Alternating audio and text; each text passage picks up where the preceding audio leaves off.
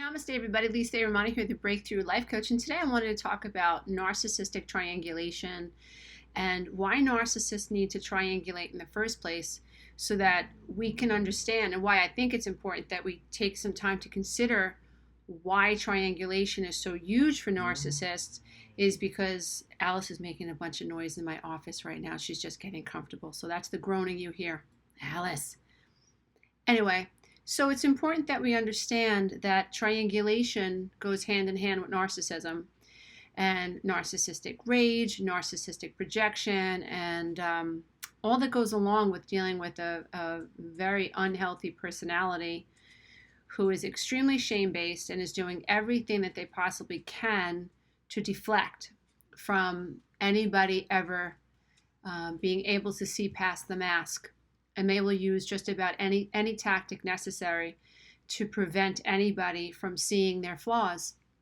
And so I just did a video, if you haven't seen it, on self-acceptance. You might want to check that out because it kind of dovetails nicely into this idea. Healthy people accept that they have flaws, and they accept that they're human. And they know that humility is part of the human experience. And they learn to heal their shame.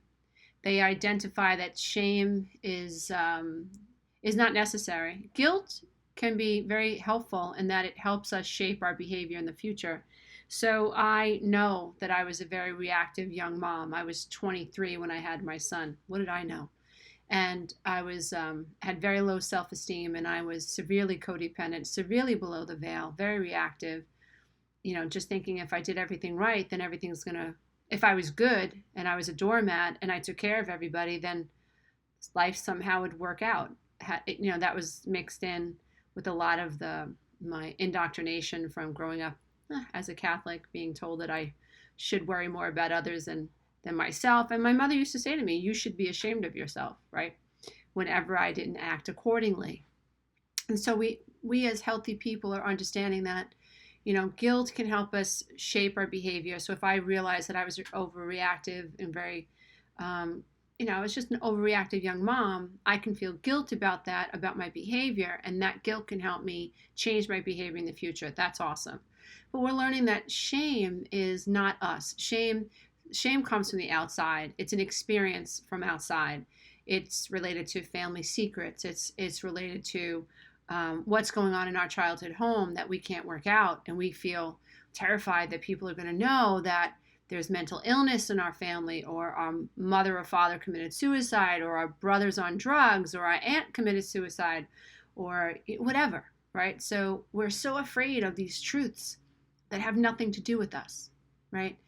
And many of us carry this shame. So healthy people are understanding, like, oh, okay, shame is happened to me. Someone made me feel shame. It's like someone gave you a sweater. I call it the SOS, the sweater of shame. And as you heal and become more above the veil, and you become more conscious, like, I can take this freaking sweater off anytime I want to, because it's not my fault that I have this shame. Nobody should shame a child, and a child should never have to carry the weight of the world on their shoulders alone. There should always have been someone there attuning themselves to the child, making them feel better and helping them understand their circumstances. I don't need this sweat of shame anymore.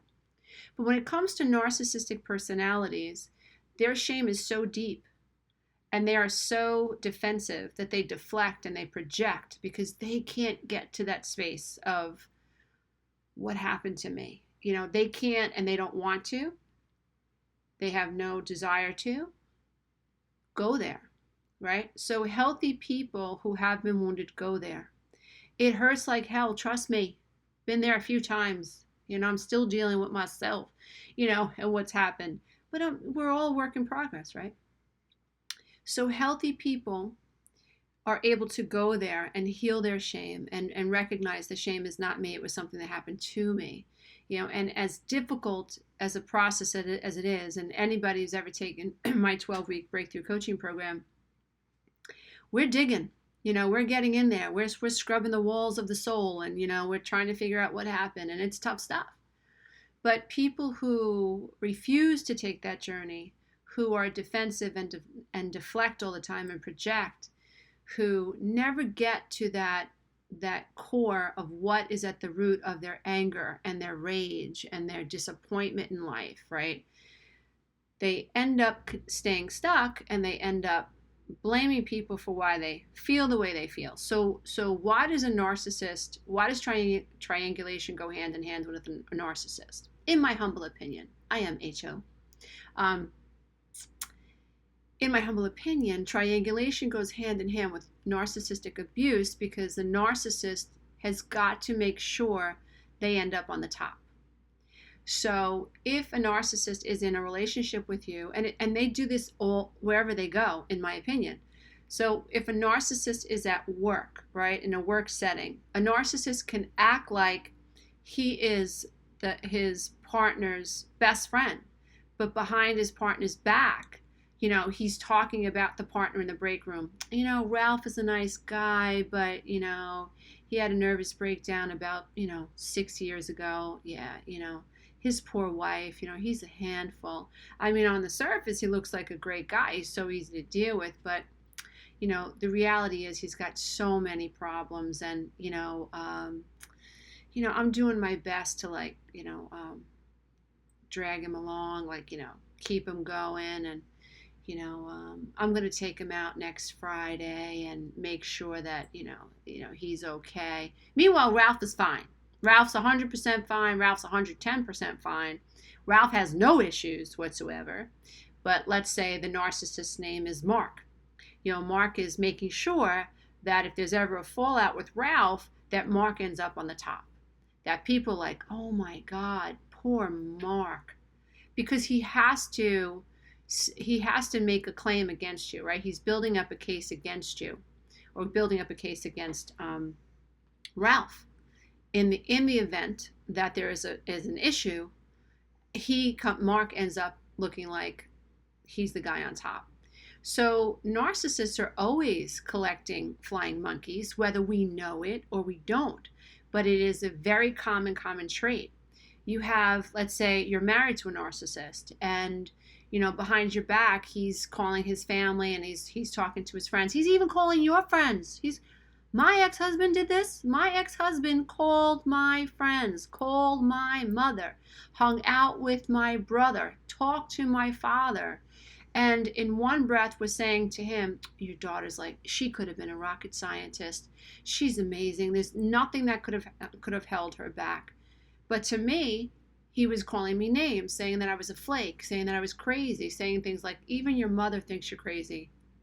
Which means you had a conversation with my mother about me behind my back, which means you pulled her into our life and into our conversation, right? Or just into our experience. Triangulation. So this is a very common thread, and it's amazing when you see it, right?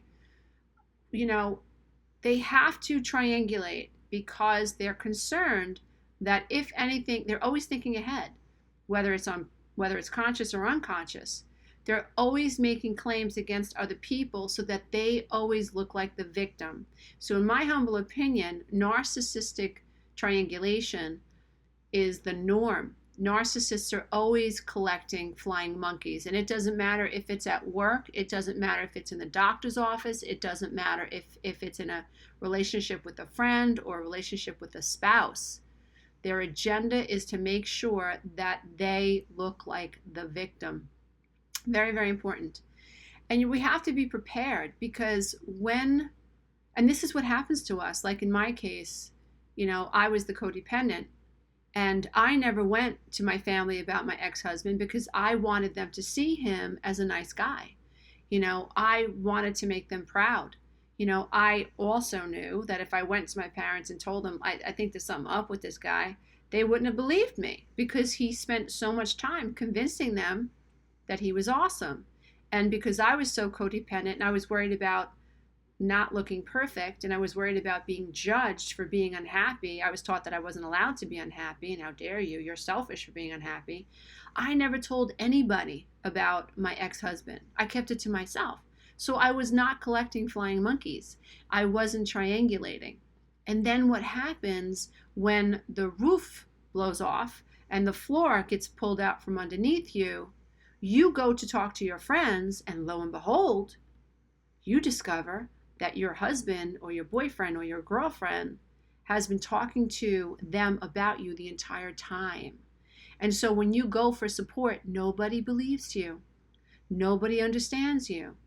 And when the smear campaign starts, you feel like you swallowed a grenade, like what just happened to you. The agenda is to stay above you. And right, so I can't have an open conversation with you. I have to stay above you, right? And I don't want to resolve this with you because I am the victim and I want to make sure that I remain the victim, so I have to stay above you. So that's also another key idea to keep in mind, and that's why narcissism involves triangulation. And that's why when relationships end, there are smear campaigns, because it's been happening. You didn't even realize it was happening. Behind your back, there was a collection of flying monkeys. There was this collection of things happening that you weren't even aware of. And we have to, if we have been woken up in a relationship with the narcissist, we realize we've been in a relationship with the narcissist, unfortunately, we have to expect that the smear campaign is an inevitable aspect of ending that relationship, because they can't just go away. They can't just end the relationship. They can't just ride off into the sunset and start another relationship and say, wow, what did that past relationship teach me? No, narcissists must destroy you. They are aggressive. They are hell-bent on destruction. And the more you come at them, the more they're going to try to annihilate you, right? Angry, stuck, below the veil of consciousness, reactive, and totally believe they are the victim. And so when you take all of this into consideration, when you take into consideration the shame that they're trying to run from, right? And how anger sometimes can make them feel safe, right? So if I make you the bad guy, I never have to look at me. And if you're the bad guy and you're crazy, then whatever wisdom comes out of your mouth, possibly, I can deflect, because you're crazy and you're no good. And so I never have to let what you have to say penetrate my soul and crack the mask. So then I never have to deal with the tremendous shame that's inside of me. So sometimes anger and rage is like a shield, and that prevents narcissists from being able to actually deal with their shame. And then if you understand that they must remain the victim, then you also can understand why they triangulate and what the purpose is of it. And the reason I like to do these types of videos is because once you understand the agenda, once you understand the mechanics, once you understand why a narcissistic personality would take this on, then it's easier for us to step away from it. It's really, really mind-blowing when you find yourself in a relationship with a narcissist that you've cared about, and the relationship is ended, and you just go to work the next day minding your own business, like, wow, it sucks, I can't believe this person was this person, like, I love this person, but you're minding your own business, and you're going about life and taking care of yourself and doing your Epsom salt baths or whatever, holding on to your crystals, going for some Reiki, whatever floats your boat. And then bam, out of nowhere, you get hit upside your head with some news of a smear campaign. Minding your own business, and here comes the smear campaign. Or you decide to meet up with some girlfriends and talk about why you broke up, and by the look on her face, she's like, that's not what I heard. What do you mean that's not what you heard? And then you find out that your husband or your boyfriend or whatever has been talking to your girlfriend the whole time that you've been with them, right? It is devastating, and it can make you feel so alone. And I can tell you, as someone who has been accused of so many different things by my ex-husband and his family, and even some friends, I can tell you that it makes you feel like you are 3 months old. You have been dropped off in the middle of the Brooklyn Bridge, and there are tractor trailers coming at you, the helicopters with machine guns hovering over, and it's dark, it's not gonna rain, and you're this 3-month little old baby on this bridge, and oh my God, it makes you feel so powerless and so helpless, and like the world is coming to an end. But hold on, and know that the more you hold on to yourself, and the less attention you give this situation, you are pulling your energy from it. Remember, what we focus on grows, right? And so imagine that this is an energetic ball. His energy or her smear campaign, whatever it is an energetic ball. And your job is to pull as much energy and drain as much energy from it as possible so that it can dissipate and shrink. So the less attention you give it, don't look on Facebook, don't talk to the friends who've been pulled in. You don't have conversations about what's going on. Deliberately pull your attention from it. In the meantime, up your self-care. Very, very important. And so dodging it, moving, namaste, namaste. And also know, I also teach a law of attraction class, and this question always comes up, like, I thought I was doing better. How could I have attracted this into my life? And, I've done so much healing work. How could this happen to me again? And then they start to feel bad. Sometimes members feel bad that this has shown up, right? That this abusive relationship has shown up, or this conversation has shown up. And I thought I was doing so much better. So just a little bit about that. What is within us that needs to be healed will eventually come to the surface. And when it comes to the surface, that's our opportunity to heal it so that we can move forward. So we're always trying to, I think, anyway, in my humble opinion, IMHO, I think what we're trying to do is evolve and to leave old paradigms behind so that we can create new paradigms and move and accelerate forward on our spiritual journey. And so while something is still active inside of us, it could be the fear of what other people think about us. It could be leftover shame from childhood, right? It could be a pattern in ourselves. I know for me, after I got divorced, I attracted 3 narcissistic relationships. One was worse than the other, and these were criminals. Hello, I didn't know that. Eventually figured that out. But seriously, this was serious stuff. And what I had to look at was I was the common denominator. So what was coming up for me, right? What was coming up for me was eventually I realized I was ignoring some red flags, that my inner guidance was sending me signals, and I was saying, no, I was rationalizing them away. And so that's why after the last relationship, I was like, I'm not ignoring red flags anymore, because when I do, hell breaks loose. And so that's what what I attracted into my life, because I want truth and I want growth. And so here I am asking for growth. And when you ask for growth, you will be presented with what needs to shift. And as long as we stay clear as to the goal for our humanity or for our soul's journey, as long as we understand we're here to transcend the old, and we don't freak out when it shows itself, like when we find out someone stole money from us, or we find out someone's lied to us, it's now a part of our experience, because it's sort of like a layer of skin that's now at the surface that we need to slough off, right? And that's an awesome thing. So try not to get caught up thinking that because it's in our experience, it's a bad thing. Because time and time again, I mean, I've coached probably thousands of people personally, as well as through my coaching programs. And what is showing up is this idea that every time a conflict is resolved, abundance shows up, whether it's abundance of light energy or abundance of healing energy. So don't allow the linear brain, good, bad, up, down, left, right, Democrat, Republican, fool you into thinking or believing in this illusion that this is a bad thing.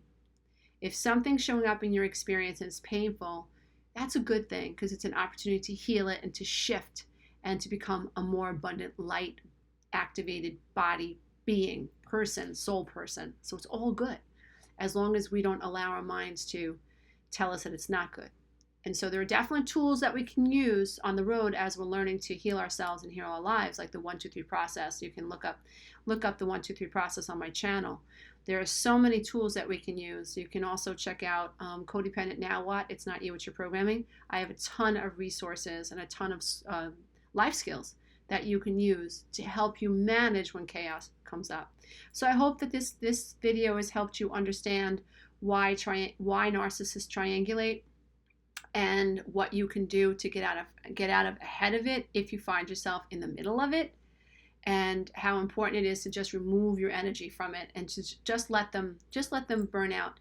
Because When you ignore a narcissist, like that makes them crazy. When you set a boundary, that makes them nuts. Like they can't handle it, right? And so what will happen is they won't be able to contain the narcissistic rage. And I know that sounds crazy, but hear me. As long as you do what you can to maintain your energy and you just allow this little Tasmanian devil to spin out, what's going to happen is the flying monkeys, family members, your friends, whatever, they're going to start to see what's really behind the mask, which is destruction, which is annihilation, which is the opposite of love and letting go and abundance, right? And so try to keep this in mind the next time you're dealing with this, or if you're dealing with this, and know that ultimate self-care, ultimate self-empathy can definitely ease the pain of having to survive a narcissistic smear campaign. You're not alone. I've survived one or two in my life. So know that you're in good company and everything's going to be fine. Just love yourself because you are enough. Namaste. I bow to the love and the light that is absolutely in you. And for anyone who's interested in my membership site, you can check it out at https://lisa-a-romano.mykajabi.com. I have a bunch of programs and video lessons and audio lessons and meditations and downloadable files, including a copy of The Road Back to Me. And some of my best-selling programs, not the 12-week and not the masterclass, but other programs are actually in the membership site as well. And so just check it out and let me know what you think. Bye for now.